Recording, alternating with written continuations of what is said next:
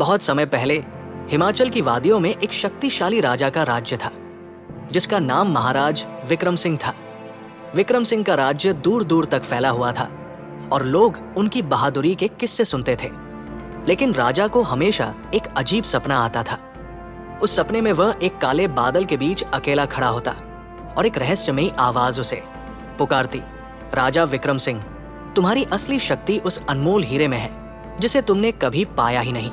राजा ने इस सपने को कई बार नजरअंदाज किया, लेकिन एक रात यह सपना कुछ अलग था।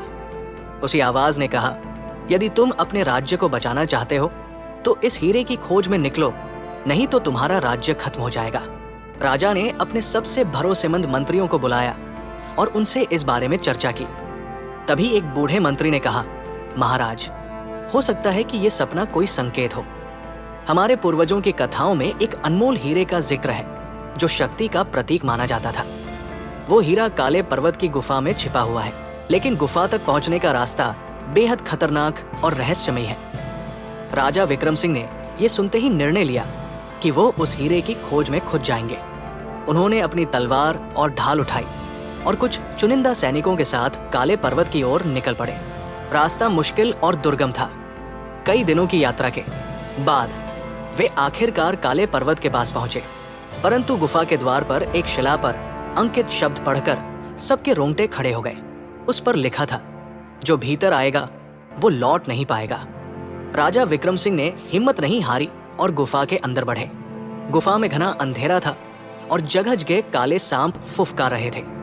जैसे ही वे गुफा के भीतर गहरे पहुंचे, एक अजीब सी गंध महसूस हुई, मानो किसी जादू का असर हो। धीरे धीरे राजा को दिखा कि गुफा में एक चमकता हुआ हीरा रखा है, लेकिन जैसे ही वो उसे उठाने के लिए आगे बढ़े, गुफा की दीवारों पर अजीबोगरीब आकृतियां उभरने लगी। तभी पीछे से एक गहरी भयानक आवाज गूंज उठी, जिसे पाने के लिए आए हो उसकी कीमत चुकानी होगी, विक्रम सिंह। राजा ने पीछे मुड़कर देखा तो एक छाया सी आकृति खड़ी थी। वो बोल रही थी, ये हीरा एक अभिशाप है।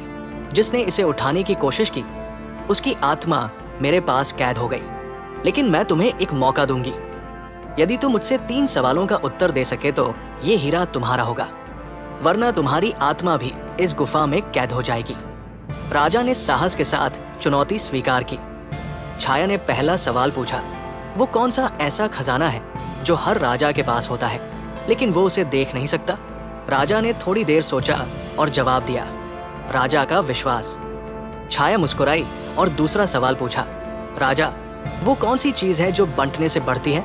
इस पर राजा ने कहा, ज्ञान। छाया थोड़ा चौंकी, लेकिन फिर उसने तीसरा और अंतिम सवाल पूछा, राजा, वो कौन है जो खुद को मारकर भी दूसरों के लिए जीवन देता है? राजा ने तुरंत उत्तर दिया, वृक्ष, जो काटने पर भी लकड़ी, फल और छाया देकर लोगों की सेवा करता है। तीसरा जवाब सुनकर छाया ने एक जोर की गर्जना की और कहा, तुमने मुझे हरा दिया, विक्रम सिंह, ये हीरा तुम्हारा है। राजा ने उस हीरे को उठाया और तुरंत ही गुफा की रोशनी धीमी होने लगी। सब कुछ गायब हो गया, लेकिन राजा और उसके सैनिक सुरक्षित गुफा के बाहर निकल आए। हीरे के साथ लौटने के बाद राज्य में खुशहाली और समृद्धि लौट आई, लेकिन राजा ने वो हीरा कभी अपने पास नहीं रखा। उन्होंने उसे राज्य के मंदिर में रखवा दिया ताकि वो शक्ति लोगों की भलाई में काम आए।